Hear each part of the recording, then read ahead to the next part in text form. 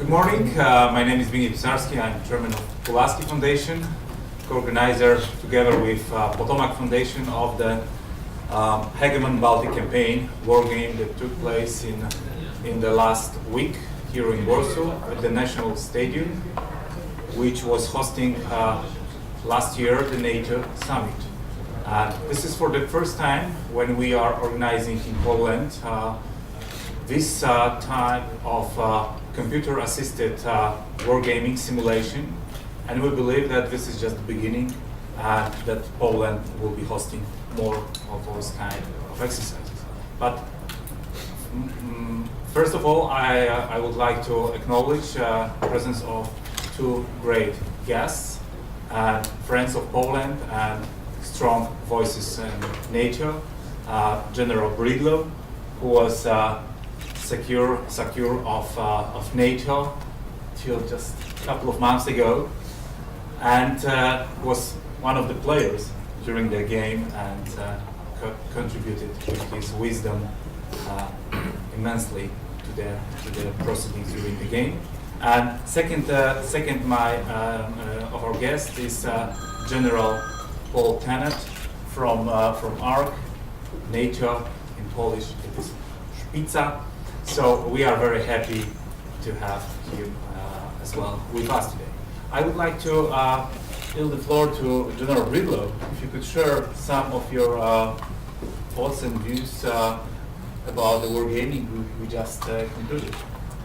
So thank you, and thanks for having me here. And as I said to you and the teams earlier, thank you for putting on this exercise. I think we got some excellent insights that now both civilian and military in Poland can use to think through their futures. And I think that's the most important thing to say. We had an exercise, a war game, that was not designed to give us specific conclusions, but gave us a framework from which to think about the needs as it relates to our forces, our readiness, our equipment, etc., and how we're prepared for any eventuality in this part of the world. And what I saw was a very mature series of conversations that got to very tough issues that were provided by the war game, and that's the way it's supposed to be. War games are not played to win, they're played to learn. And I think we did some great learning here. And I think that will help shape future thought by the great leaders of this nation. Thank you, General. And I would like to use this opportunity also to ask a similar question to General Tennant. How useful these kind of tools are from the perspective of NATO ARRC? They're enormously useful. So the headquarters of which I'm a component is currently on standby to NATO as the land component headquarters for the NATO response force. And it's a role we take extremely seriously and could, in theory, be deployed anywhere that the North Atlantic Council needs to deploy it.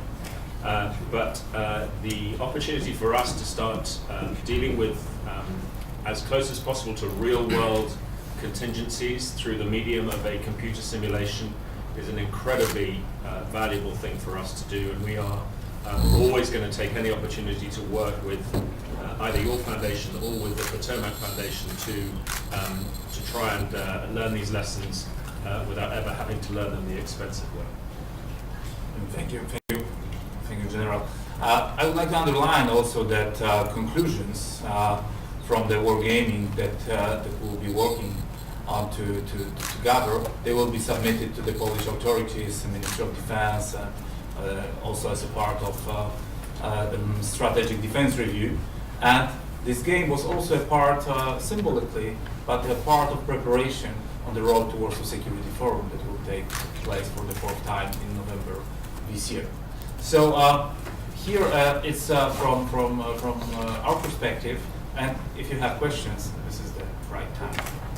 I think we'll gather 3-4 questions at once, so General Breedlove can answer them. Because General Breedlove will be heading soon to the airport, so we have a little time. So please, who have questions? Yes, please.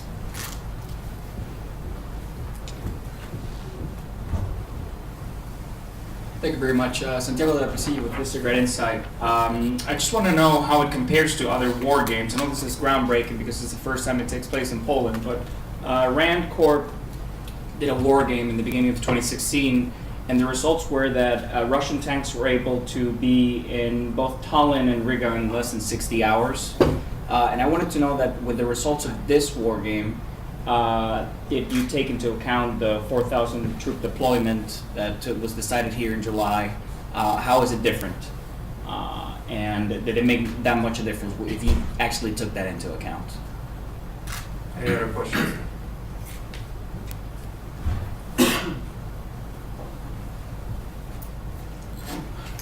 Hello, my name is Sergey Belesa. I'm from Belsat TV. It's Belarusian independent television. I would like to ask you about the role of Belarus, because my country is a key region in this game, and how it looks like. Do you recognize Belarus as a separate subject of in the security game in real life? I mean, or just a satellite of Russia, which doesn't make its own decisions? Thank you. Any last questions?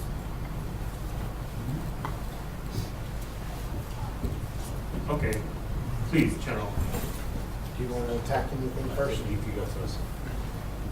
So I'll just take those two in order. I'm very familiar with the RAND games. Dave Ochmonik, the guy who put on those conversations, is a brilliant man, and I respect his work and him personally immensely. I've worked with him in the past. Every war game starts with a different set of starting circumstances, etc. This particular game had a different set of starting circumstances, and the forces that were assigned for reasons of how they are applied in NATO right now. And so part of understanding the outcome of any war game is understanding the circumstances in which they started. And so we started from a different place than Dave's work. Again, what I said to the gathered crowd today is that these kinds of exercises and war games are not about drawing specific conclusions. What they are about is taking things that we learn. The game is designed to give us different problems to force us to think about how to handle those problems, not to drive us to specific conclusions about any specific force or piece of equipment, but to say you have this problem and how will you address it as a nation and as an alliance.